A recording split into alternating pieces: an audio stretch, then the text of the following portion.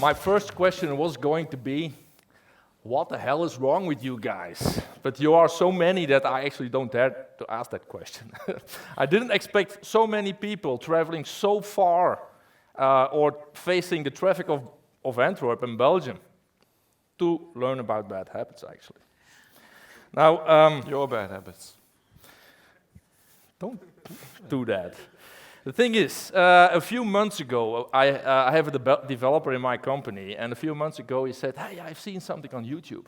It's a session from New Zealand," and that was quite a great session. I think that would be something for you, for let's say maybe NAV TechDays. And okay, what it's all about? Yeah, it's about bad habits.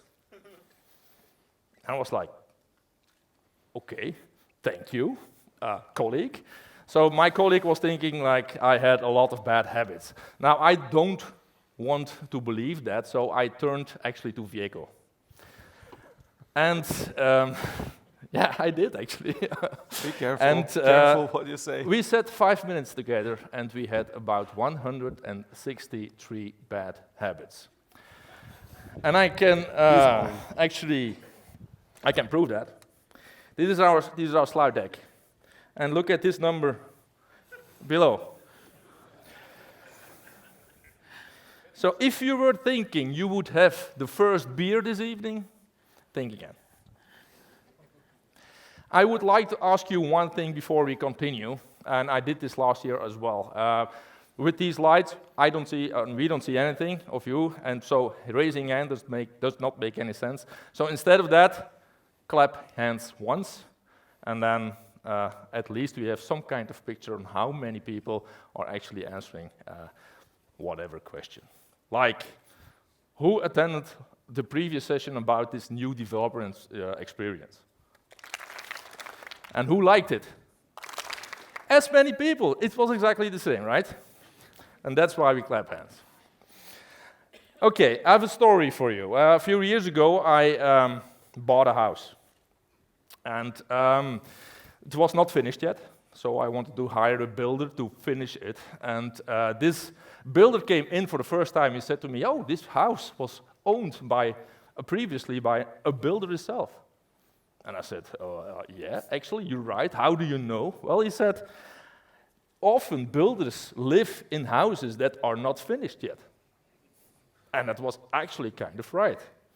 And the same you can see with chefs. Chefs rarely cook extravagant meals at home. That happens a lot. They don't spend hours and hours to build meals or to cook meals that they do at their restaurants, right?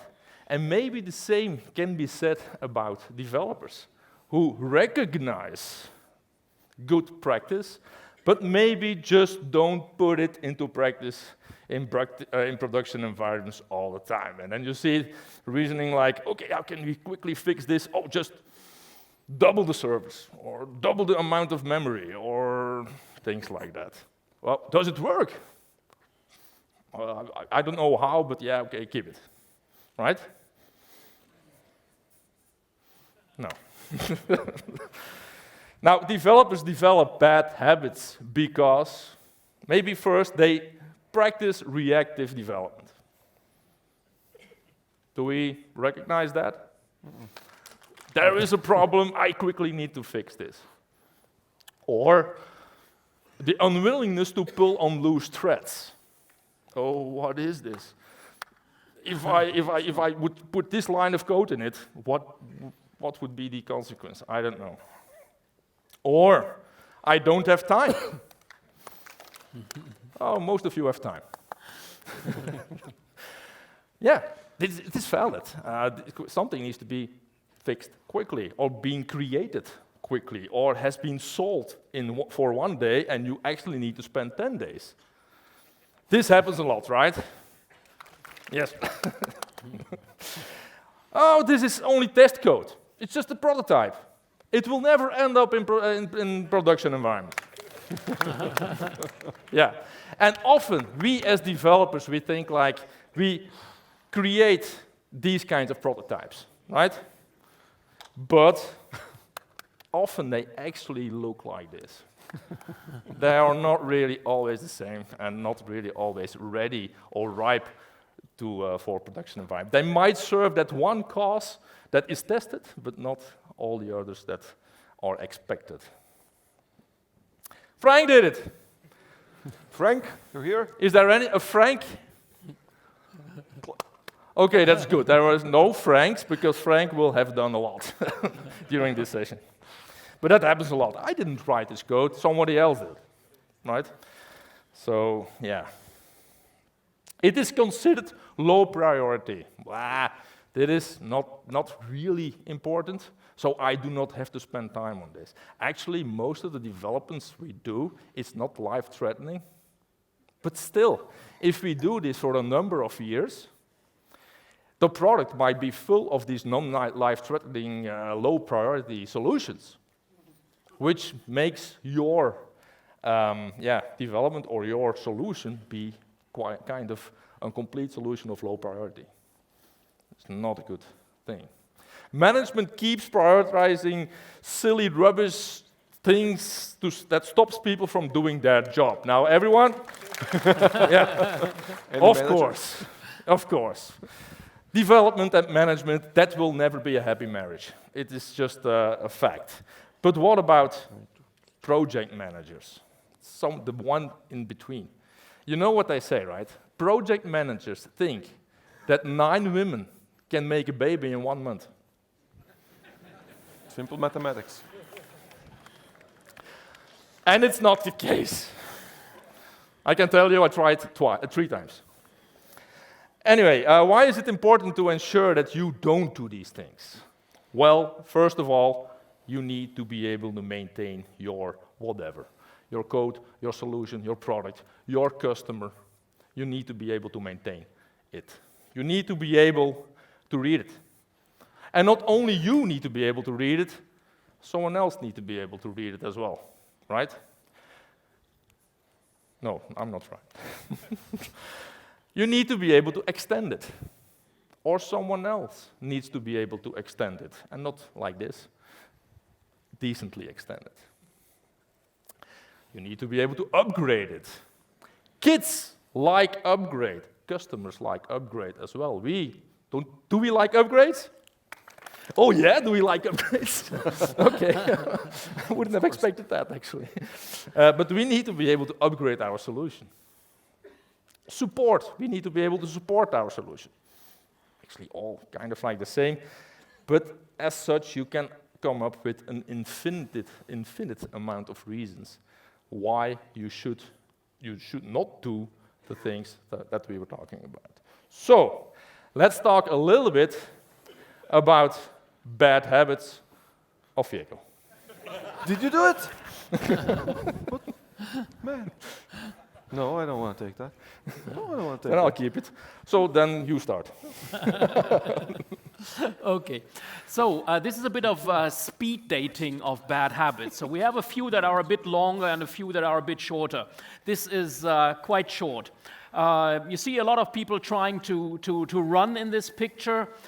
Who of you has never put a value in this field here? Please clap, it's quite anonymous. That's interesting because this field is very important. It defines the offset of your variables. And you know that you can't have mixed offsets of your variables. They all need to be unique, although you never see why you would need them and you don't see them in practice. They're a property kind of hidden away, but they still must not overlap. So the first thing I do when I start developing a new product, a new project, I go to database, alter, and change the start ID, UID offset of the database. And what value do I change it to? It depends. So everybody needs to do this all the time. You set it to the lowest integer of your object number range. In your vertical, that could be something in the 5 millions, whatever. On Dynamics 365 for financials on an app, it's the new 70 million range that has been assigned to you, which could start at 70,200,000 or whatever. It gets very interesting in customer projects, you know, this old on-prem thing, you've heard about that probably, it's still alive, as Thomas said. Here we differentiate, because if we do customization in projects, I do it in a different number range than the customization that my customer might actually do, because he might have a programming license. He might do pages and reports of his own, or even add a table field. So I work in the 60,000 to 90,000 range, and I set in these projects my development ID offset to, let's say, 80,000. And if the customer develops himself, he sets his customer, his start ID to 50,000, so that we don't, even if we merge that afterwards, so that we don't have an overlap of variable IDs. Very important thing, getting more important when you think about extensions and apps, because if somebody runs 10, 20 apps, which will hopefully happen starting next year, and we have overlapping variable IDs, that will hurt. That will cause errors even on Dynamics 365. Okay, so let's take a look at the next one. God objects. Have you heard of God objects? Very few claps. Okay, so I'm pretty sure you have. So what are God objects? It's actually an official terminology. Look it up on Wikipedia. That's an object which knows or does or attempts to do too much, like too many things at once, hold too much data, or has too many methods inside of it, or something like that. So I would like to, of course, introduce like typical God objects that we will encounter in NAV. God code units, God tables, and God functions. And I have a question for you. So what is this? Anyone? Wow, you all happen to know this. So the answer is correct. This is code unit 80, but only the on-run trigger from that code unit. And actually all 1,247 lines of it in font size 2. So I believe, okay, in all honesty, that was in 2015. I think in 2016, it's half the size only, so something like that. Well, kidding a little bit. This is a God object. If you try to do anything with this function, like test this function, you will fail. So let's move on. Let's take a look at a God table. What is a God table? I'm pretty sure that you have, or some of you at least, have done those generic tables, you know, that like lookup for everything. Anybody? Okay, yeah, so they start as lookup for anything, just so we don't have to consume too many table objects. And then, you know, they develop into Frankenstein because you keep adding stuff on top of them. So they typically start like this. Yellow is the primary key. So some somewhat simple primary key with one attribute, and then you remember, oh, I need more things, and then the primary key grows. And then some more things, and then the primary key, and you know, before you know it, you have a Frankenstein, which doesn't even behave as you would want it to. How do we mitigate this problem? Well, there are some good principles. Probably the best principle you can apply to anything is separation of concerns. One function should do one thing. One code unit should be concerned with one piece of functionality. One table should represent one entity. There should be no generic attributes, like customers ask for, can you just put those 5 fields here, 5 text fields for me, and then, you know, I don't know what I'm going to use them for, but sometime I might need them. So if you don't know what you're going to use them for, then you don't need them. And when you need them, I'll add them for you. That should be the rule. Or you can adopt an 80-line rule. For example, you say, no function can be longer than 80 lines. So you write 80 lines, and if it needs to be longer than that, then you need to refactor it. Like, for example, what do you do then? Well, you just say, move stuff into second function and call it from the end of the first function. Okay, you do pay attention. Yeah, that's obviously not what you should do. Anyone? Anyone? The next thing is actually a variation of the God objects. It's about collection code units, and it was a very novel and good idea 15 years ago. When we all moved to from having functions on tables to sort of collecting them in code units, so that we had one code unit that holds it all, that holds all the functions belonging to one segment, or if you want, one module of your application. So everything to do with sales conditions, everything to do with freight management gets stuffed into one huge growing code unit. What happens, you have like code unit 80 by the power of 10 at some stage. You have a mix of global functions and local functions which support these global functions. You don't know which global functions these local functions support unless you scroll through the code and search for them every time. So a collection code unit, a management code unit that collects all the functions around one segment of your application is not separation of concerns. It is the opposite of that. It's putting all the concerns into one big code unit. So please avoid that. A code unit must represent one method and one method only. So it will have one global function and the rest is local, and they just serve to execute that global function. One method, one code unit, separation of concerns, no God objects. Yeah. So, are you creating code units like that? Yeah. Let me give you a tip on how to create a code unit like that. Control-C, Control-V. That's Waldo's keyboard. There are developers really that can have keyboards like that and just live from that. And in actually a few years ago, and not too many years ago, this was considered as being good practice. Code cloning. Hey, I wrote it once, I can use it again, and if I can use it again, it must have been good, right? Well, let's have an example, like document print code unit 229. You know that? Yes, of course you do. And it has got a number of methods, and one of the methods is print purge header, which prints the purchase header. Yeah, clean function. Nicely said, nice description, good. But in the same code unit, we have a print service header. And that's not that different. It is actually quite the same. Yeah, this is code cloning. This has been happening quite across the product. This has been happening quite across a lot of products in ISV products. We did this ourselves in a previous version of our product.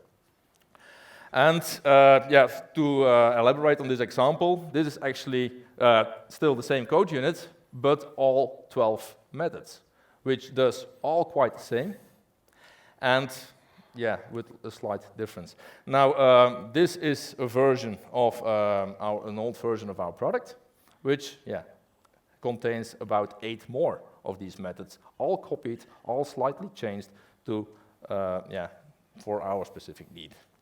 Code cloning, that is not really a good practice, and I guess Microsoft recognized that because they changed the document print functionality a lot. I think in 2017, or maybe already in 2016, I might have missed that. Anyway, we have Vjeko here as well, and Vjeko has been blogging about a kick-ass design pattern. And this is a combination of the using regref field ref stuff, using the variant facade design pattern, and quite some steps beyond. So it is a very polymorphic design pattern to be as generic as possible, because that's what we're talking about. We need to be able to create generic functionality. And to go back to this document print stuff, this is how it looks now. We have now a print purchase header. This is the same function, and it calls out to that rec.print or report selections .print method, which just contains one line. But you can see here, this is this variant facade design pattern, where we have a variant parameter that can get any kind of record type, and then you're generic. Coming back to favorite topics, and that is code on pages. So have you ever put code on pages? Yes. If we're being told off for putting too much code on pages, we can always lean back and just say, item tracking. And then every one of our sins is excused because Microsoft has given some bad examples with that. And I think that may be one of the reasons why item tracking is not yet available on Dynamics 365, because it takes some time to refactor that, and it would be necessary for that. Now, code on pages. You could say code on pages is evil. It is not always true. But this thing here, this example is evil. We have a method that calculates freight costs, and we have an action for that, so we can click on it. And then what do we have? We have business logic coded in an on-action trigger. That cannot be properly tested. The test automation for that is bad. It is even hard to find. It is not reusable, but you need to put it on every page. So one thing, never put business logic in an on-action trigger. That is, you find that in the standard application still.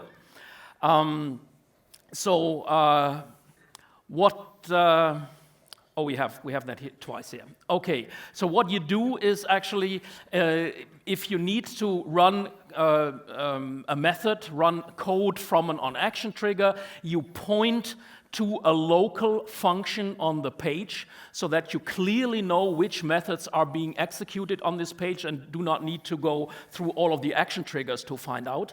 This method then points to its declaration on its class, which can normally be a table, but in an app scenario can also be a class code unit working as a class, and this will then call the method, which is a code unit on its own. You remember what I said about collection code units? Each method is one code unit on its own. So if you need to call business logic from a page, which happens, go to the on-action trigger, point to a local function, point to the class, let the class point to the execution of that method in a code unit. Now, code on pages is not always evil. We have these examples here in the on-after get record trigger of the page sales order, set control visibility, update visibility. So we need this code because it controls the UI.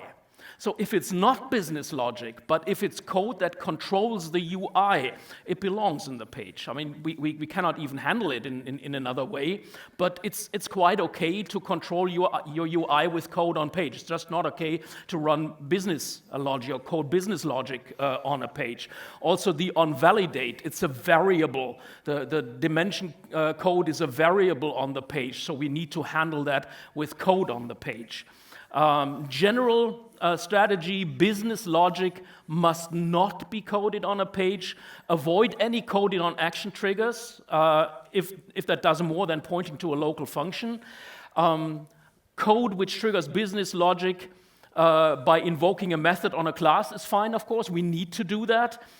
In few contexts, this is also okay, especially when passing temporary records, to have code which sets or returns parameters to a page or from a page. And of course, code which manipulates the UI is fine. So it's not always true to say code on page is evil, but business logic on pages is evil. Okay, so apparently with all that code in pages and copy paste and all, we need to do some refactoring. Do you do refactoring? Good. This is a good habit, actually. Why do we need refactoring? Recently, I've stumbled upon this piece of code. If you decipher what it does within real time, I buy you lunch. Real time is if you are the developer who wrote this, you do not qualify. So. Okay, I'll move on. You will not. You will fail. Did you ever find yourself in this situation? Really not? Not that much? Yeah, okay, Waldo apparently did. So, let me introduce some myths about refactoring. The refactoring is actually frowned upon by management. They say refactoring reflects a lack of upfront design. Well, even if that statement were true, it would still be no case for not refactoring. We still, if design is bad, we need to refactor. But that's not the only thing they say. They say refactoring is dangerous and destabilizes code. Absolutely true if you don't have any testability in place, which you should.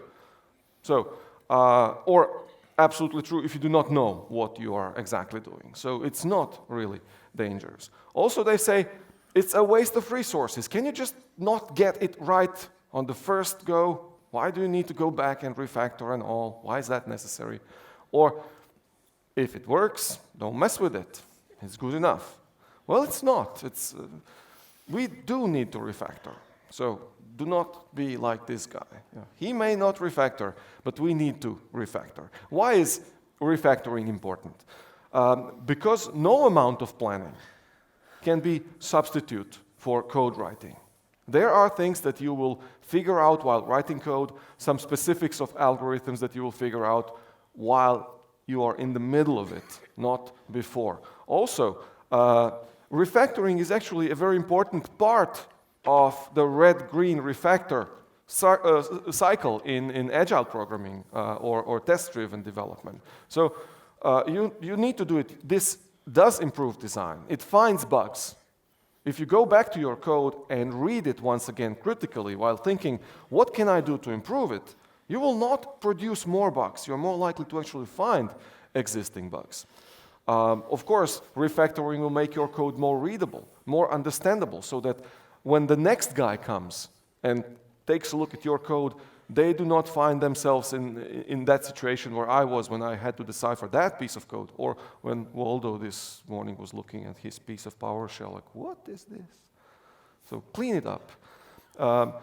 Reduce duplication, improve testability. All things like that can happen when you do refactoring, so it's not bad. Refactoring is actually perfecting. So keep calm and refactor away.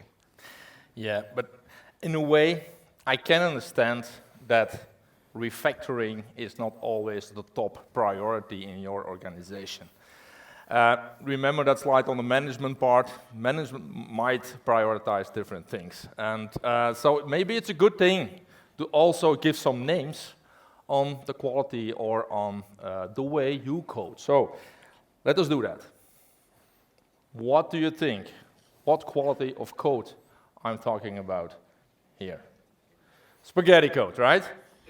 Yeah, and we know spaghetti code. Spaghetti code is that unstructured code that probably Frank has been writing, yeah, and you need to support.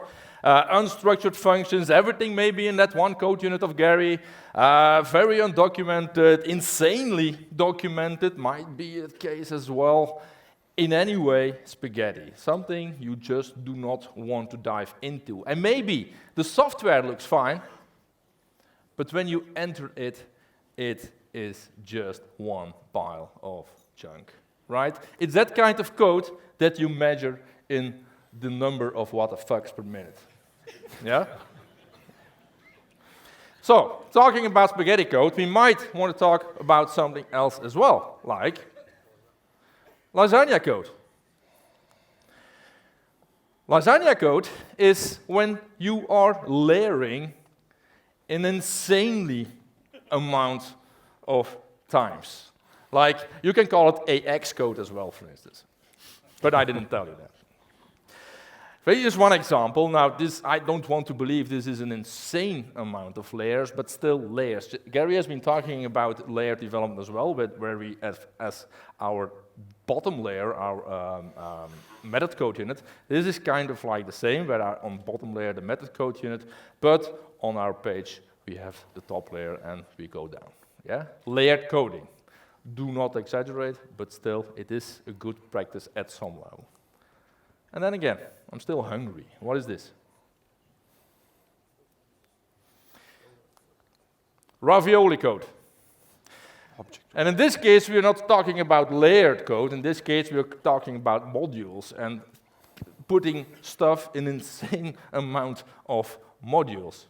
Again, maybe this Walden thing, where we have two modules. That's maybe already real ravioli code, because yeah, why would this very small tool have 2 modules already? But anyway, modular design is good. Exaggerating with it, obviously, is not.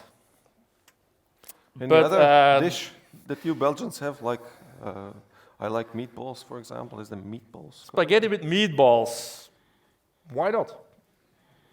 Spaghetti with meatballs code does exist as well, and is actually an official term. And it is that code that transferred from old to new, transferred from a procedural environment to an object-oriented environment, and then you get both. All these procedured spaghetti and all these objects like meatballs. So yeah, that's actually all pasta dishes that I Good. I have. can't stand that food anymore. So let's take a look at another thing that often happens in practice. Branching on strings. The title was missing, I don't know why. So did you ever see a piece of code like that? Yeah, I actually stumbled upon that in one upgrade project. So if vendor number was this, then validate a specific discount. So I asked the guy who wrote that piece of code, like, okay, can you please explain to me why did you do this? He said, well, this company does most of business with this one single principle. Like 90% of transactions are bought from them. And they always have this discount, so this was the easiest way for me to do it. Except for like 15 other ways of solving that properly, this not counting into them, this ended up in production. I've stumbled upon a similar piece of code by Microsoft as well, but I'm not going to show it here. I still have friends there. So this is another example that you might have seen in production. Anyone? Yeah, like case and then some kinds of actions or something. So this is also a bad thing. Why is this a bad thing? Why would that be a bad thing? Because in CL, we do not normally have many better options, or at least we feel we don't. This is extensible, strings are extensible, options are not, so maybe this looks like a more feasible design, but it is not. So there are several layers of, of problems here. First is data volatility. Depending on where those captions come from, they may be strings from database or anything else, your condition may not hit or may miss, or maybe it happens at the wrong moment, so you get a bug. Then it may be case sensitive, for example.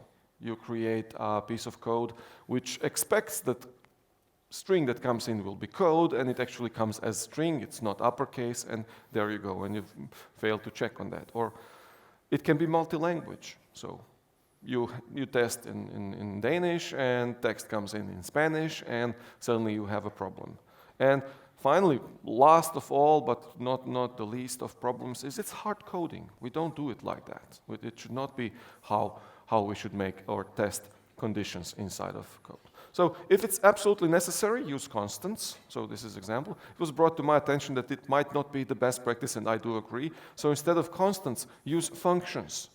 So instead of having a constant called method insert item, do a function which returns a text, and then it's text inside of that function, and you can test against that. And then if you have to test against the same string in multiple objects, then you can always call into that code unit which returns them. So this is an example how to handle this. So this is not something you would normally do. Or better yet, all of these test against some string things indicate the need for some kind of polymorphism. So there is a different behavior going to happen depending on what is the value of certain setup thing or something that comes from database or similar. So instead of either doing functions or trying to make options or anything, do a pattern. Like in NAV, we have a facade pattern. It's good enough, polymorphic enough, and easier to write, also easier to follow, and more sturdy, more resilient to any kind of breaks. Or apply a handle pattern. Now that we have events, why not? Handle pattern is also good. Or there are some more difficult patterns in CEL, but we can still try to apply them like factory pattern or command pattern. Patterns are your friends, so always pull them out of the bag if you can. So, yeah. So, time for something to talk about something that I'm actually quite passionate about. But I'm going to ask you a question first. What is the nicest or the big thing? What makes NAV so special? What? Openness. Oh yeah, that's the right answer. Openness, flexibility, the fact that we can fix stuff right in development or live environment. Is that openness for you? That's quite open, right? If there is a problem, I can go in, I fix it, and be a hero. Well, that's a bad habit. Development in live environment, your live environment is a labo. Your live environment should be spotless. Your live environment is not a development environment. Keep your development hands off this live environment. Do you agree with that? Or you say you're oh, thank you so much. But did you ever develop in live environment? I'm sure you did as well. Because sometimes you actually just need to. But in a lot of cases, it's just easier. But you don't really need to. And development in live environment is actually, do you know the movie, how is that movie? The Raiders of the Lost Ark of Indiana Jones? Whoa. Yeah, so this screenshot doesn't mean anything to you. But actually, this scene was actually, he needed to replace this statue with this sack of sand in one go. And he had one chance, else he would have been in 1,000 pieces. That's development in life. You have only one chance, and it better be good, because else you're no hero, you're anti-hero. Yeah? So let's just consider this. If I'm deleting a header, it does not delete my lines. Oh, let me quickly fix that. This is. I just did not come up with this. This actually happened. Yeah? And I was very lucky that I had a backup to help that customer back. That backup was 15 minutes old. They lost 15 minutes of orders. Yeah? That's development in life. So, you will do unrecoverable mistakes. You will do it, just a matter of time. You are not special enough to never make mistakes. We are all human, I hope. I know I am, so you will do eventually some mistake that you will really regret. I remember actually another customer that was not our company that did that, luckily. We were with two NAV companies at that customer. And all of a sudden, this warehouse keep piling up with radiators. It manufactured radiators.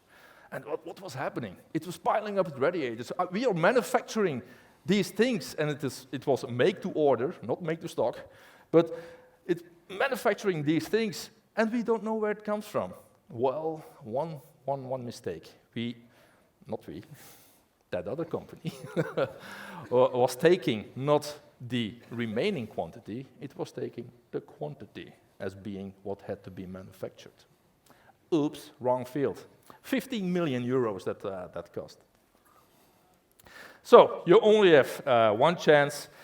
You need to have a development environment. You need to test stuff. The live environment, just do not do that. And obviously, you need it in source control anyway. And there is no way that you develop in live environment and you get it in your source control. That is just no way. So one of the things that often happens in live environments is one specific command. This command. You know that command? Okay. Have you ever seen this?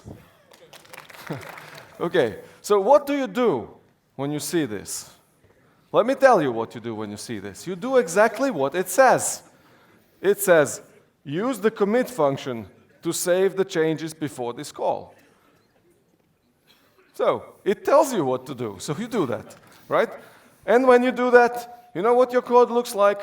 It looks like this. Only 5 commits in a single function. The problem is there are more. I just couldn't take the screenshot so that they could be visible.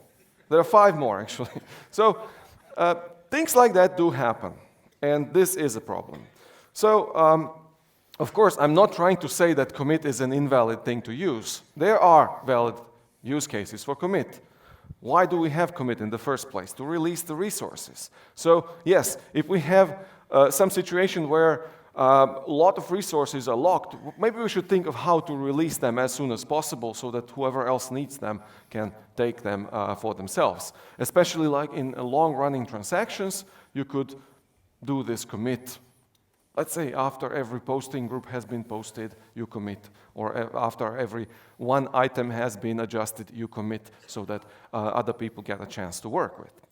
Or if you have some queue processing, perhaps you have some asynchronous filling up of a queue with certain things that need to be done, and then some process is running through that queue. Maybe that process should commit after every item has been processed so that it doesn't prevent people from inserting into the queue. These are valid use cases for commit. What are invalid use cases for commit? Pretty much everything else. So especially this is an invalid use case for commit. So if you see that, you should refactor. You should not put commit in there. I do a lot of trainings, and in those trainings I always tell developers, if you write commit, you need to cut a finger off your hand. So you know what happens then? Well, developers evolve hands like that. So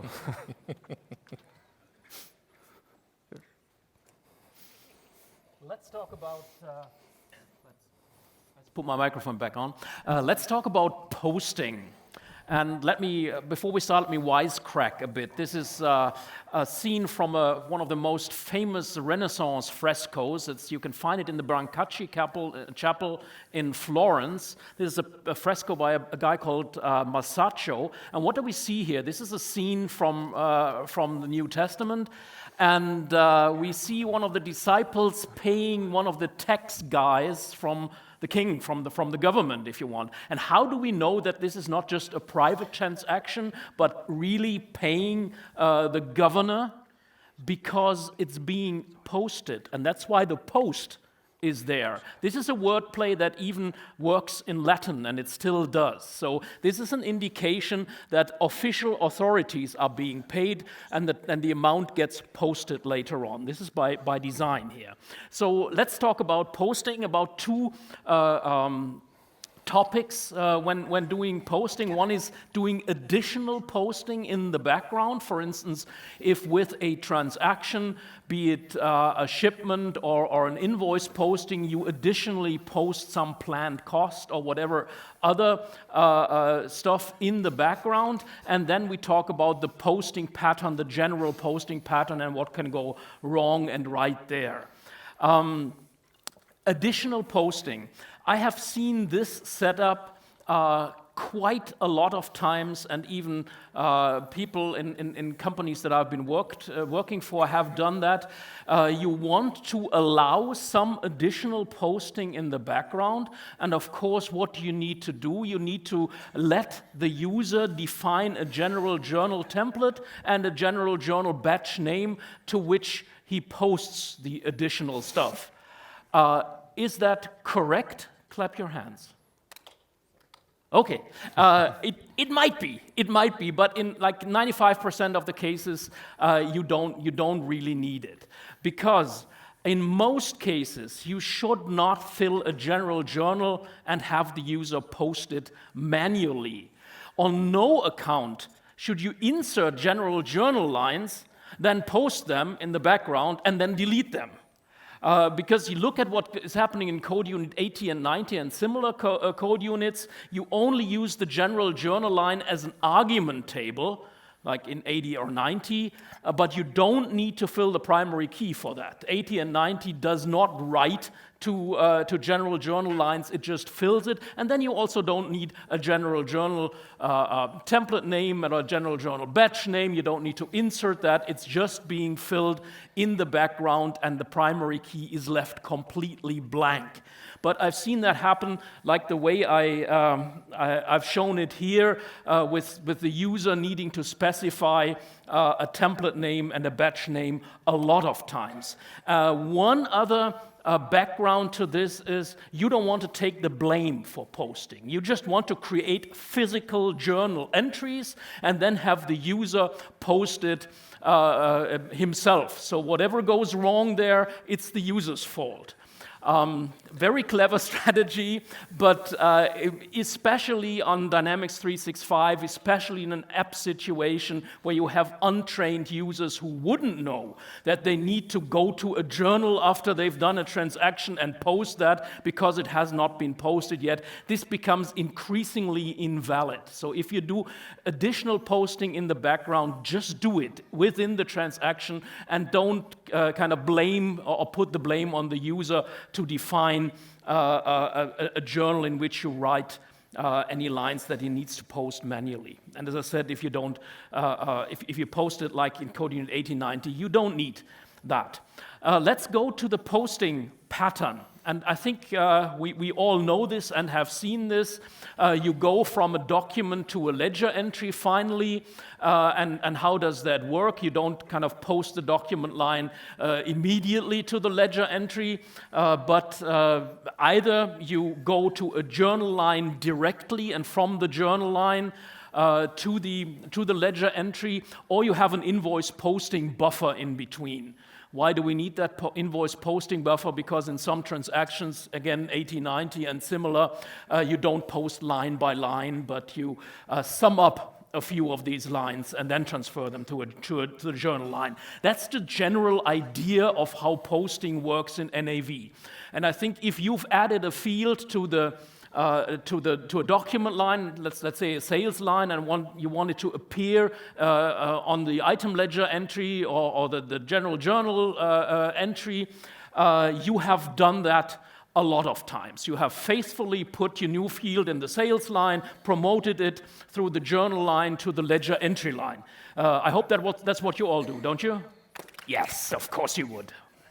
But, and I kind of don't know if all of my code is so nicely written. We need to keep into account that not everything is posted from a document directly.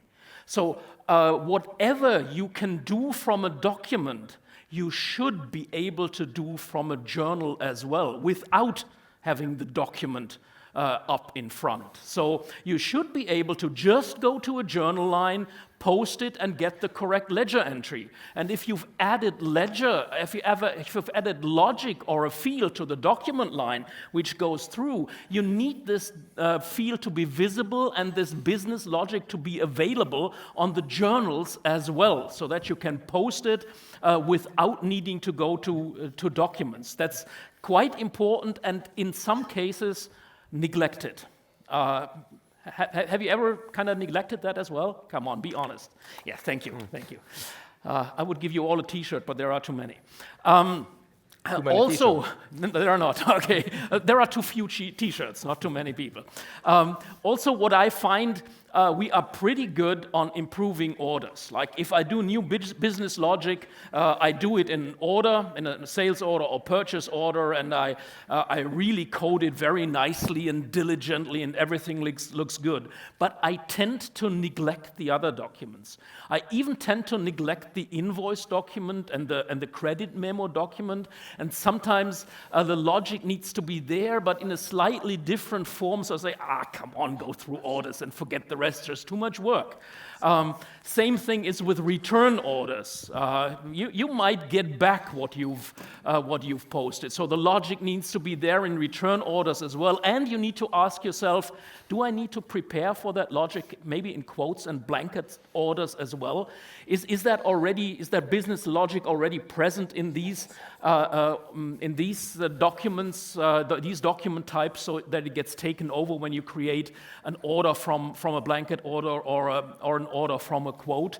So be consistent and be coherent. Like look at all the document types, not just the order, which is the most striking example. And then again, putting a new field in a sales line, for instance, doesn't really cut it. You need to promote it to all the tables that follow the sales shipment line, the sales invoice line, the sales credit memo line, the return receipt line, and also the sales line archive. You need to think about that. Sometimes I do that now, like for the last 5 years or 6 years, I've been doing that routinely, but sometimes we just neglect one of these posted documents, and then we don't have this field afterwards. And also, if you develop a business logic for a sales order, think about, couldn't you also need it in transfers and assemblies? Isn't there, if you need it in sales and purchases, might there not also be a need for this business logic and these fields in transfers and assemblies? So if you're doing a vertical, if you're doing an app, think about that in projects. Maybe you have more freedom until the customer really demands it. Can I have I have a question. Who of you think or finds by themselves or have or has adopted PowerShell? So you are solving your daily problems with PowerShell. Yeah? Who not? That's a bad habit. Avoid using PowerShell. It's a bad habit, by the way. This is not a recommendation. Yeah, if I talk about PowerShell with people, they usually act like this. Like, oh, no, not PowerShell, that's a disease. It is not a disease, it's actually a cure. And if I would be talking about PowerShell, I am actually more like this. To be honest. Now, I'm going to do a demo that's really big. Why I actually think PowerShell is there for to really make our lives much easier. This is actually just a small demo script. Is that screen big enough? It is. Okay, this is a small demo script. Just to show you a few things. Now, why I asked my question like that, adopted PowerShell, there is a big difference between just using PowerShell once in a while and really adopt it, create your own functions, and really make it part of your daily life. This is just a few examples that should show that it's part of our daily life on our company. First example, I'm not going to execute this, is one that Camille has created, is one that downloads the cumulative update.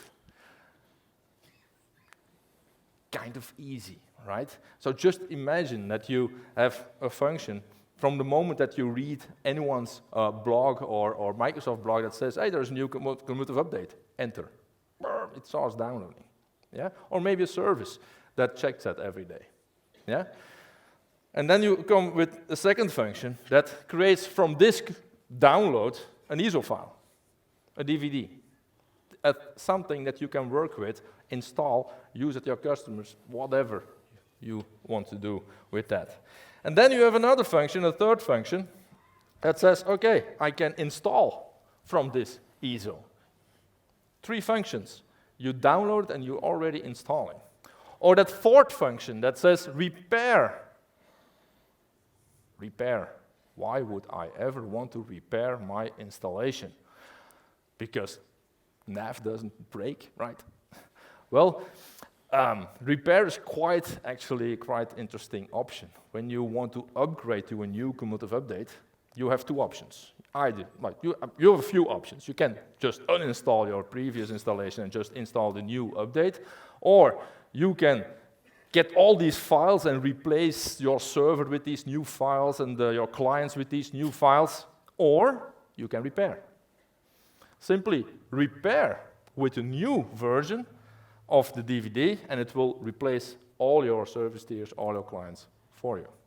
Quite easy. So with one repair function, I can upgrade from one cumulative update to the other. And this is just a script where I have been using this in production, which actually means personally here on my PC. Where I actually, if every time I install a new version of any NAV version, 2016, 2017, the cumulative update, whatever, I will export objects. Why not? I mean, you're already waiting for 15 minutes, wait for a few minutes more and let it just export all the objects of this DVD and let you build in the background, maybe I have it here, yes, I do have it here, an object library. This is a zipped object library. I have all my versions, all my cumulative updates just ready, sitting there from the moment I want to create deltas or whatever. Scripting, PowerShell makes your life easier. Or this one, create your own functions to, in this case, copy an environment, which is going to set up port sharing. Shh, I didn't say this. Port sharing doesn't work, not supported by Microsoft. Actually, it does work, and you should use it on your development environment, just to not use it at your customer site. But anyway, for setting up development environments, quite easy. And this is now, for instance, backing up a database, setting up a new server instance, taking care of the security, and all that you think needs to be done for setting up an environment. This I execute about daily. I would, for instance, never touch a default environment. I just copy it quickly, just one line of code, and then I can just do whatever I want to do there. Yeah? Test out or whatever. This is another function. Gary was talking about this UID offset. Well, manage it. If you set up your development environment on your local system or whatever, manage your UID offset. Make this function part of your setup script of your development environment or whatever. Else you need to think about it. Now you don't need to think about it at all. It's part of your script. It's part of your how you set up your development environments. Yeah, this I want to end with. Apply NAV delta. Now, you know what a delta is? Okay, you know what a delta is? Okay. This delta thing, are you really using that in your daily life? Not that many people are using that in their daily life because it's quite cumbersome. We have got text files, we got FOB files, which we will see later on. And that's easy, right? I can just take it, development environment, import, done. Cool. Well, in Delta, I need to actually export all the objects I want to apply the delta for, apply the delta, it's all PowerShell, blah. And then I need to import it, compile it. It is quite work. Actually, personally, I always only work with deltas. And then you have a function like this that just is going to analyze all the delta files you want to apply, export them from the target instance, apply it, import it again, compile. These are just steps, really easy scripts, but it makes you being able to use deltas as actually just text files. And there is possibility of reverse delta, right? And there is a possibility of reverse deltas, absolutely. You know what a reverse delta is? It's kind of a neat thing. Thank you, I'm not prepared for this. The reverse delta is actually just the opposite of the delta. Let's just assume that you modified the field. You added the field. So the delta says, hey, you added the field. If I reverse this comparison, then the delta would say, hey, you deleted the field. So just assume 6 months ago, you merged an ISV product with that changed 900 objects in your default NAV environment. And 6 months later, now you decide, oh, this ISV solution is crap. But I have been adding stuff to this environment as well, and do these 900 objects as well. And I actually just want to remove this ISV solution. This is an actual case that we had in our company, and it was a 10-minute job, just by creating the reverse delta. We imported it, so we had we always have our original our release where we implemented it, we had that text file from the ISV. So what we did is just reversed the delta, and we applied that 6 months later to our environment, and it beautifully just removed this ISV solution. I'm not saying that you should always remove ISV solutions, but anyway, that's a way how you would be able to do that. So now you all have these kind of faces, right? Okay, so keep calm and learn PowerShell. Good. So now that you have learned a little bit about deltas and everything, why are they useful? If Waldo didn't convince you to use deltas, then let me convince you to use deltas. So let's talk a little bit about FOB. Who uses FOB? More than deltas. Really? Come on, come on. What do the rest of you use? Text? So what do you use then? It must be FOB. Come on, admit it. Okay, so I'll just make a bold statement. FOB is dangerous, bad. And let me prove that to you. So here I have all this development environment, and I'm just going to start development. Let's see here. Okay, yeah. PowerShell. I execute it. I double-click an icon, he executes a PowerShell script. Yeah. So use PowerShell. Yeah. Just to be in the right environment. Use PowerShell. Okay, so I'm now in my development environment, and there is an FOB file that I've got from my partner. And you know, at that partner company, whose customer I am, there was a very angry developer who decided to quit his job, but I don't know that. So I just go and I say import FOB. And there is my login dialog. I take a look. Well, just login dialog. Nice. And then, you know, I'm smart. I always check the code that I import into my database. So I go to this page, login dialog. This is a ZERTY keyboard. Come on. Does it even exist? Okay. So yeah, there are a couple of fields. Let's take a look at code behind. What's happening inside of this? Well, some validated password policy, very simple function. Good, I'm happy. Good, that's code on a page, man. Come on. I'm just saying. Yeah, let me run this page. Let me see if it works, actually. So I'm trying to log in to my Office 365 or something, Dynamics 365 or my banking system. What's happening? Have some PowerShell to... It is happening. Okay. So there is my login dialog, username, Vjeko, password. It tells me, I just stole your credentials, loser. And let me tell you something else. If I take a look at one folder here at the root, how do you go to root? Okay, thank you. There is temp, and then there is this stolen credentials file. If I take a look inside, I'll see that it has username Vjeko and password, whatever I just typed in. So I'm confused. Where does it come from? So I go back into this file. I take a look into it, and I don't see any offensive code. So I want to check it. So I just go and I will close this and export it as text. So text, whatever I would attempt to write, I would fail. So,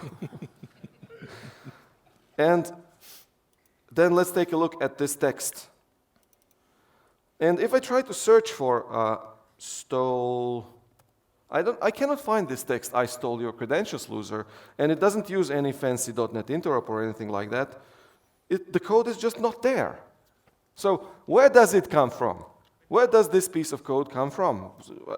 Apparently, it has stolen my credentials. So where does it come from? From FOB file.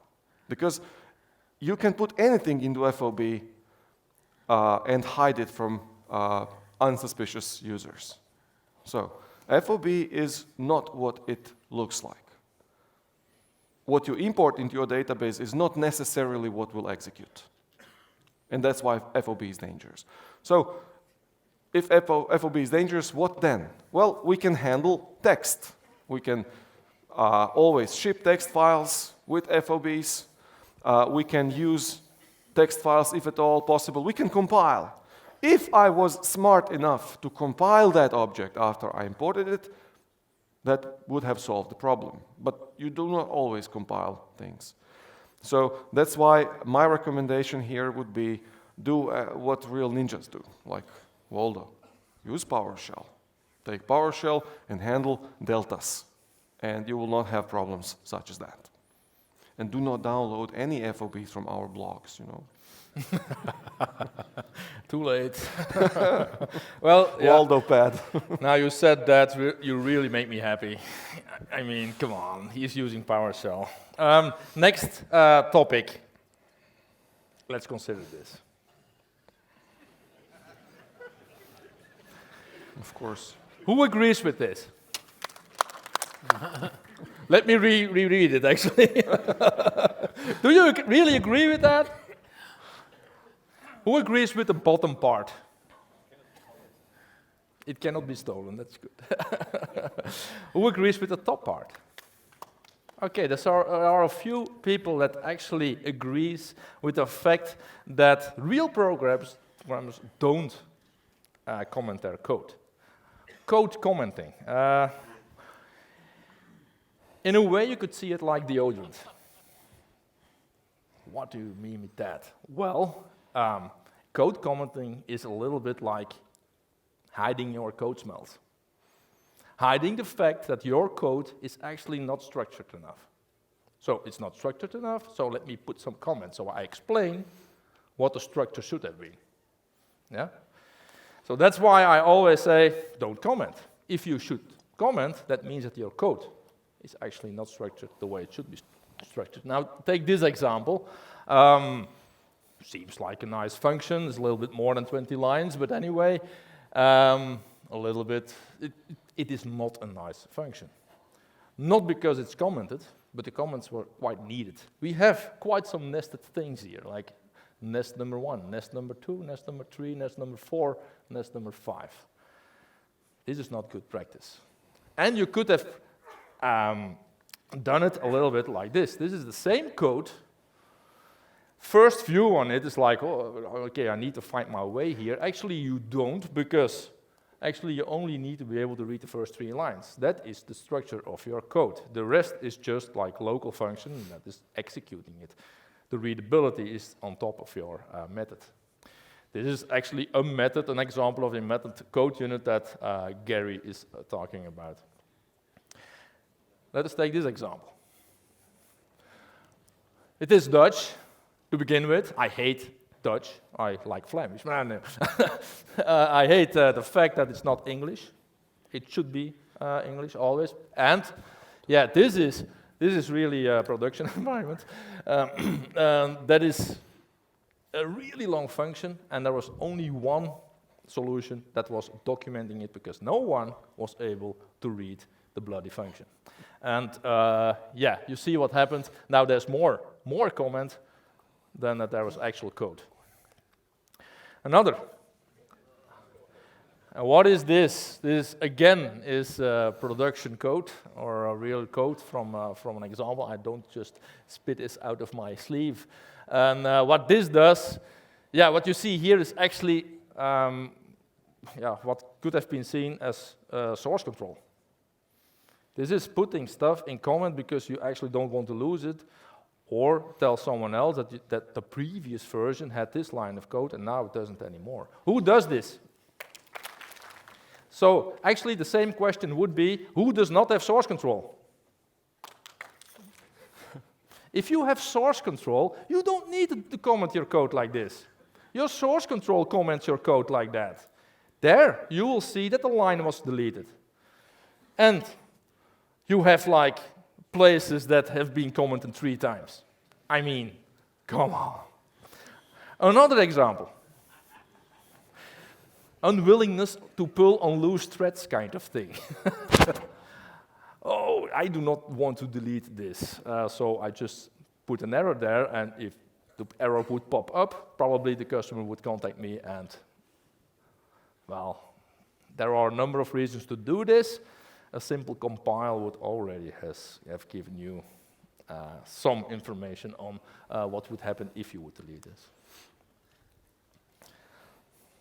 There is one particular thing that we are almost forced to do. There is a so-called anti-pattern, loopy loop. Have you heard of a loopy loop? You have, okay. So it means I need to introduce it to all of the rest of you. So this is a loopy loop. This is a nested loop pattern. So it's not a pattern. So we have one outer repeat until, in which we do one more repeat until which is filtered, in which we have another repeat until which is filtered. And then depending on how many rows in each of these loops there can be a progressive number of queries sent to the database. So imagine this is customers, customer ledger entries, like 1,000 customers. Each of them has 1,000 ledger entries, so it may result in 1,000,000 queries. So you don't want to have 1,000,000 queries towards your database. So that's why loopy loop is not a good thing. And unfortunately, our code is full of loopy loops. Let me see who agrees. Good for you, the rest of you who don't write loopy loops. So loopy loops has many faces. This is another face of loopy loop. This is a report. It's so easy to write or to create a report just to do loopy loop. So whenever you need to write a loopy loop, you do a report. It's quicker. So you don't have to write all that code, so you write it quicker. It doesn't mean it's going to be more efficient towards the database. These kinds of things are slowing down performance the most. So especially if you try to do any kinds of writes inside of the loopy loop. Why is it bad? Well, the records are not retrieved from the database in the most efficient way.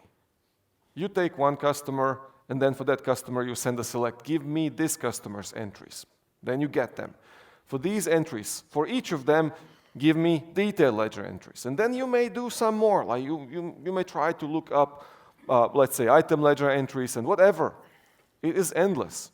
And it's so many queries. Each of them is not particularly efficient because all of them have to set some filters, have to go to the data, and very likely SQL Server will not properly have all that data cached to return that to you in most efficient way. So you do negatively affect performance. There is one more thing that can happen. There can be this next from hell. Have you heard of next from hell? You do next and you end up somewhere. So if inside of your loopy loop do changes on the data, especially on the key of the record on which you're looping, your next may put you somewhere outside of a loop, or worse, it can put you back at the beginning of a loop. So you end up repeating the same loop over and over and over again, and you don't know why this is happening. So obviously, this is not the most efficient way to retrieve the data from the database. So how do we do that then? So enter the query object. Have you heard of query? Yeah, okay, good. Do you use query? Wow, good job. So I assume those claps is the rest of you who do not do loopy loop. Why is query better? Well, clearly it is designed to execute as a single select statement. So no matter how many different tables you involve, you will create one single select statement that goes to SQL. And SQL is optimized to handle those. No matter how complex they are, SQL will do that more efficiently than a loopy loop can. Loopy loop is designed for a different kind of databases. This is designed for SQL databases. There are obviously some drawbacks of using a query. Queries are not cached, which may be a good thing. Imagine that loopy loop. There is one more adverse effect of a badly written loopy loop, or a loopy loop that does a lot of things. That's precisely the caching. You know, when you run any kind of data read operation, you know what the NST does? It caches that for you. And if NST does not have enough memory to handle all the caches, what do you think it does? It flushes the old cache. So your loopy loop, aside from being very inefficient towards SQL Server, will also probably flush all of your NST cache data, so that whoever needs anything legitimate will have to select again from the database. Queries do not store their results, which means they will not negatively affect either performance of the SQL or performance of the NST. And typically, loopy loops are not operations that you do all the time. You do them once per day or maybe once per week. You run something that is loopy loop. And then it will not matter if that data is not cached. So do use queries. And do not shoot at us. So who of you codes for fun? Okay. Sometimes we also need to code to fulfill a business process. Now, this is a business process here. How is it called? Good. It's a Mexican standoff, exactly. I know that you come from Arizona just by that. That earns you a T-shirt. The Mexican standoff gives you a T-shirt. Okay. So we have a business process that we need to code against. Sometimes we do not, as developers, probably have a complete overview over the business process or do not understand it completely. Has that happened to you? Okay, so if you have no clue about how the business process works, and if the consultants have no clue either, and if your product manager doesn't have a clue either, there's always a very easy option. Shift the responsibility to the end user. It always works. So just do a setup like that. Posting behavior. Let the user choose whether he wants to post with VAT or not VAT, Doesn't matter that there is probably a regulatory feature behind that calls for one or the other. You're not to blame. The user takes the decision. Let him use how he wants to calculate a surcharge between Formula 2 or Formula 72 or 95. And if so Formula 2 hasn't got any code anymore, it's his fault. You should have chosen 97. Come on, everybody knows that. All of our consultants never choose anything but that. Set the posting date to today. In what circumstance? How does that work correctly? And so on and so on. I've seen setups like that more than 10 times in my life. If you don't understand it, just kind of program all the possibilities. We can do everything, let the user decide. Perfect. Now the problem is, of course, and maybe some of you have seen the movie To Be or Not to Be by Ernst Lubitsch, where the standard line, shifting the responsibility on me again, Schultz, comes up every time. So you must not shift the responsibility to the user. You must not make him take decisions that he cannot responsibly take. You own the business process. You need to make it work in code. It's your responsibility to make the business process consistent, legally sustainable, and easily explainable. All the more so in app scenarios where we meet the untrained user. He doesn't have a clue. You need to provide the end-to-end business process to him. Setups do not define a business process, never. They just define slight variations within a business process. So what number series do you want to take? So setups need to be understandable for end users in business terms, in the terms of his business, and not in our technical terms. That's not always easy, but that's what is called for. Okay, so there are more bad habits. So, database operations. Do we do database operations? So all of rest here, just watch as others do that, right? I'm pretty sure you do write database operations. Let's take a look at this one.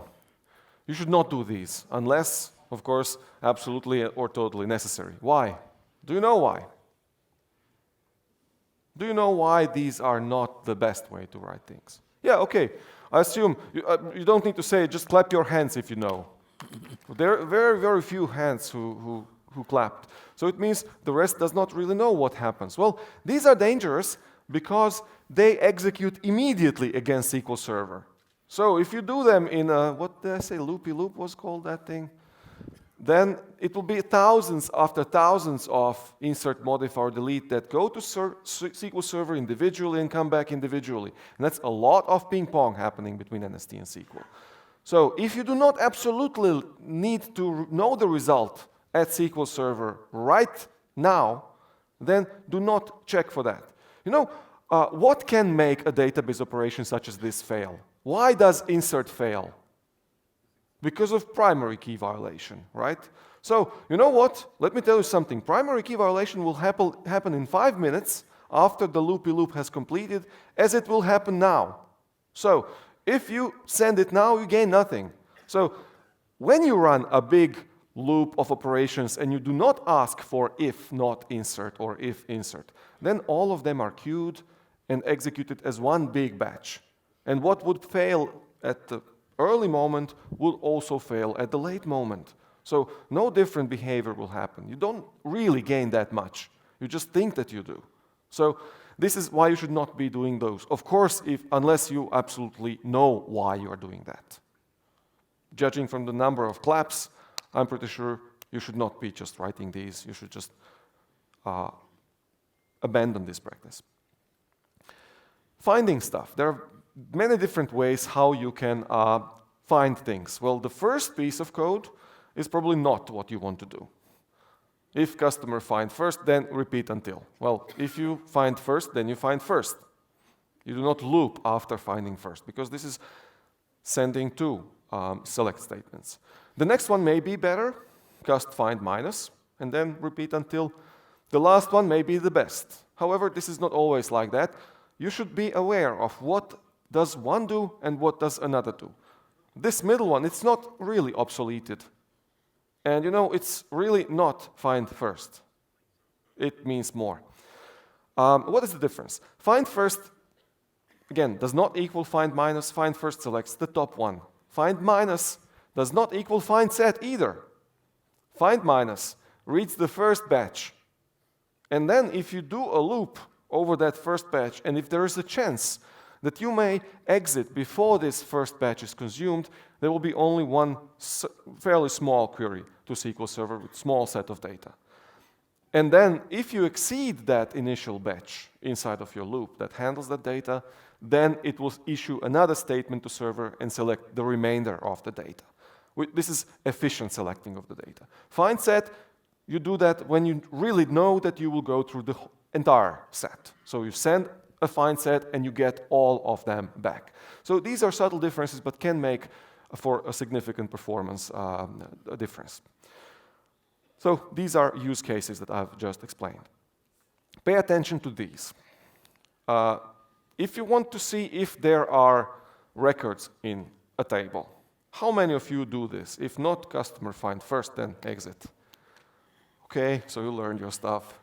Well, this is not that bad. It's just wrong. You know, the next thing is extra wrong. How many of you do if cast count equals 0, then exit? None of you? Honestly?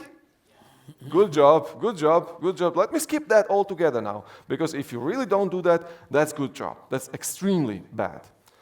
The other two are also extremely wrong. Actually, yeah. You do not select all of them just so that you can exit out of a function if there is one of them. The only correct way is empty, because isEmpty is going to actually return a value extremely quickly. Why is count that bad? Because count really does count. It really counts the rows. Once I had a situation that a developer has complained that a piece of code he wrote ran for 2 minutes, and it was just a simple if count 0, then exit.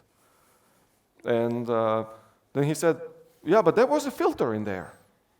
So it shouldn't spend all that much time. And then, you know, the problem is, if you set a filter, you make it extra slow. Because not only it needs to count, which it can do by knowing how many rows are on pages, it actually has to read into every single one of them and compare, unless you have a key. In which case, it will still have to do an entire index scan, which is not the best way. So use isEmpty.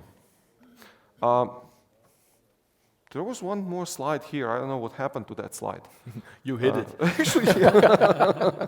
So should I unhide it? No, because then you see what next. Yeah, yeah. So, okay, let me just say what the next slide read. Oh, Waldo doesn't let me actually, doesn't want me to spoil his surprise.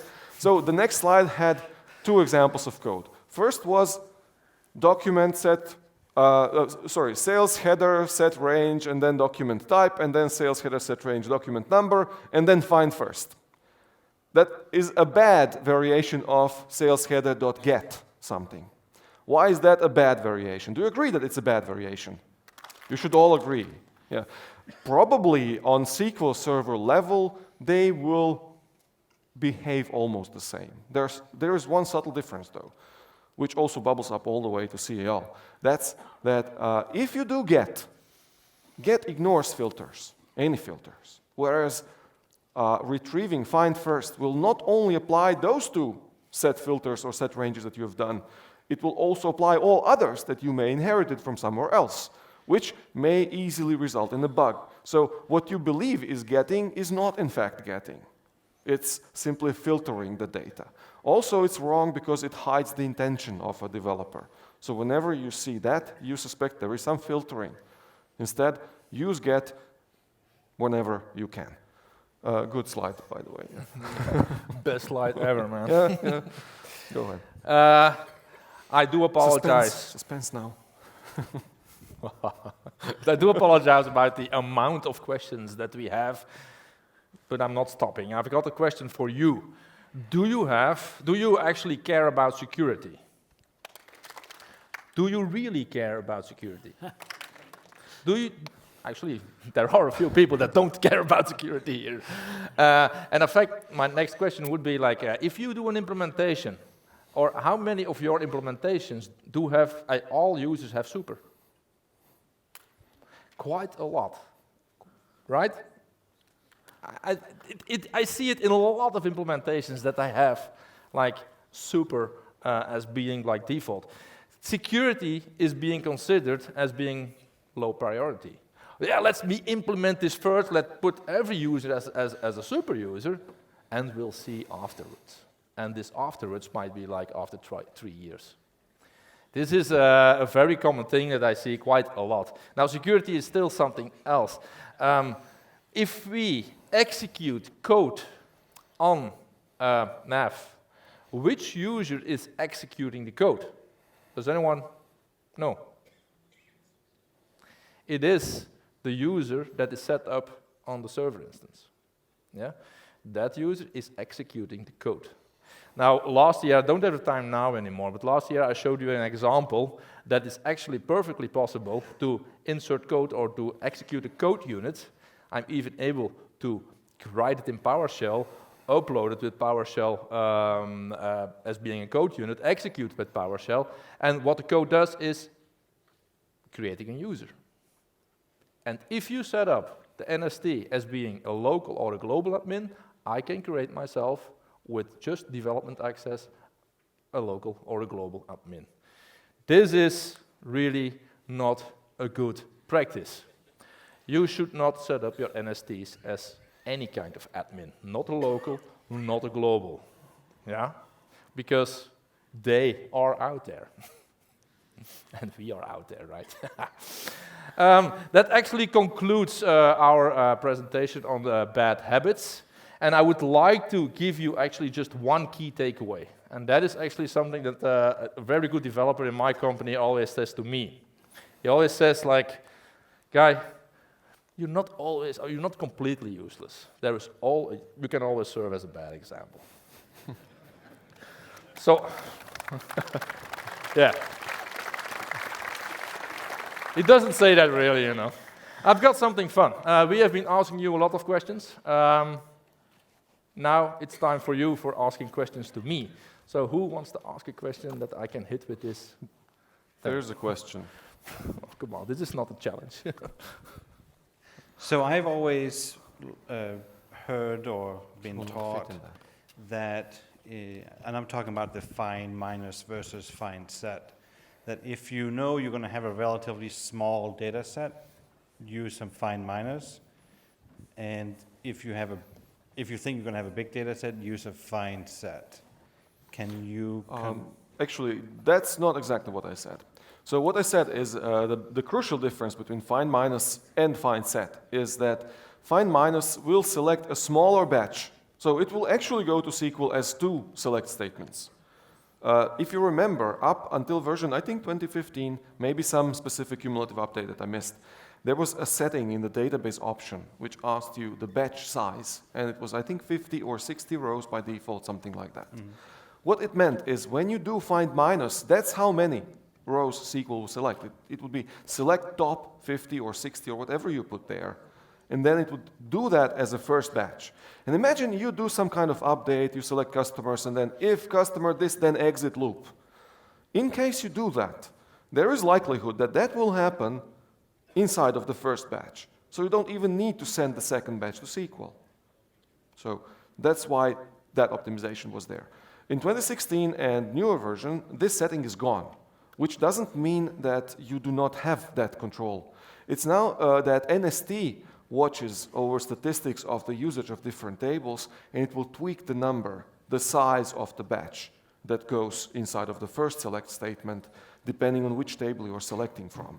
So it will make it more efficient because it knows, okay, this table is statistically likely to be read after beyond first 50, so maybe I increase it to 100. And then if there is no subsequent select, then it will know, okay, 100 is maybe big enough, and then tweak it back to 75, or something like that will happen. It's not explained exactly what, but it has been documented that it does happen. So this is the difference. Find set always just does select all. Okay. Yeah. We have 45 seconds left. Okay, there is another question. Let me, yeah. Okay. I was a basketball player, by the way. Thank you. Sure. What kind of code source management system would you recommend, or do you use in your company? Søren can explain. Wrong question. That's a really long answer, actually. I remember that we did last year a session, not on NAV TechDays, but on Direction, that was called the 4 flavors or the 4 shades of gray in source control management. There are a lot of flavors, and what, if you ask me, sorry about that, it's all a matter of how do you want to manage your development and developers.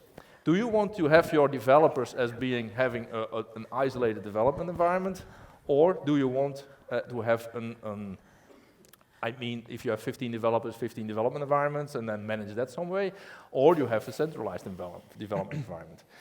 This is a very big decision, and it will decide how you will do your source control management, because if you have an isolated system, it will simplify things.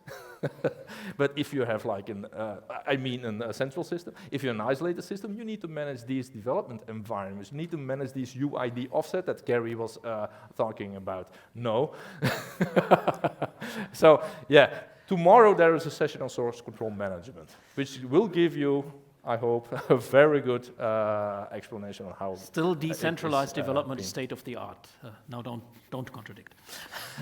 My opinion, and this is my personal opinion, is that at this moment NAV does not really support very well as an isolated development environment. There are too many caveats. But I will join you in your session and see how you have. Need to come to so my Søren's session tomorrow at 9 a.m. You promised to be on my we'll session. Answer your question in 90 minutes. So that what? You promised to be on my session, not on his session. Okay, we have another question here. We can probably. Can you show us how you store this password with this FOB file? Can I show you how I made it happen? But it's documented on my blog. Yeah. So, in a nutshell, you create this malevolent object which steals your credentials. You do that in CAL. Then you export the C# file from object metadata table. Then you create the proper, you fix that, and then you re-import that C# into object metadata table. And you produce FOB. Okay. When you move that FOB, C# is what matters. CL, it doesn't matter. So. Okay. You were not going to share that. Oh, was I actually online with this? Oops, sorry. Not only teaching, showing bad habits, we're also teaching dirty tricks. Well, he asked. I take your shirt for that. I have a question with performance measurement. Do you need this I one? believe good habits is also related with possible performance for server side. If I create some kind of custom code, I want to know what is the possible performance.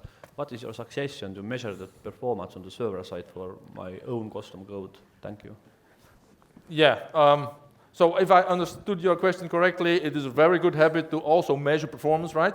Yes. Yes. How do you achieve course. that? How do you achieve that with the Navision server? It's How do you kind of achieve that? What? to measure possible performance for my custom code. I'm not sure. If I create something and I want to know how it impacts the server, how I can measure that before the deployment into live environment Well, there are different ways. Is it about how you measure performance of? for my custom code? Yes. I know that, by the way, there is a performance manager. Is it like no, throw it. Is there? You want to find a way to like test your solution and with multiple clients and stuff like that. I know that Freddy has put up either it's Codeplex, either it's GitHub. I don't know where it is. It was on Twitter where I saw it. But there is a solution on actually doing that. Now for 2017, it's already existing from 2016. I think really Arend Jan has been showing that as well. When?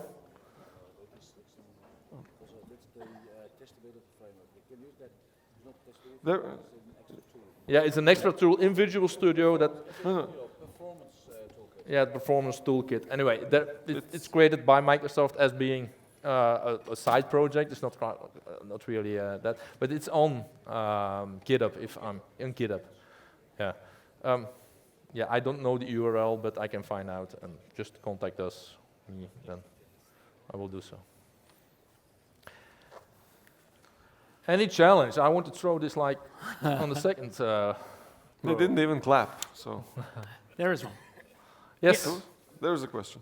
Oh, sorry. I've seen you first. Oh yeah, look at that. That was. Wow.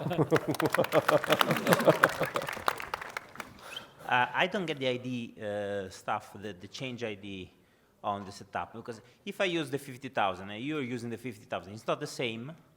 Well, you should not use 50,000.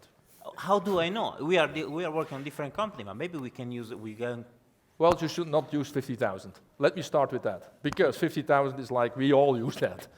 Wrongest number ever. Yeah. But if you're doing develop for customers, then you're already quite. It depends on the situation which ID you should use. If you're creating Dynamics 365 extension, it should be in the 17 million range. It needs to right? It needs to be in the 17 million. I understand that it needs If you're to be, creating a solution for your vertical, then it should be in your vertical range. If you are doing that with multiple developers, then you need to manage your multiple developers, because your multiple developers in your isolated system is using that on their own system, creating control IDs, and that might conflict and merge, and you're in like some trouble. And then there is the 50,000 range. Yeah, then what can I say? That's an unmanaged range. If you decide to develop there, then yeah, you need to. Yeah. I don't have a solution for that. Really, only customers develop it in the 50,000 Yes, range, because only that's for the only customers. range that they can develop in. So Yeah. we leave it to them. Wow. There was a question. Over there. What? Over there. Can I stay here? Yes.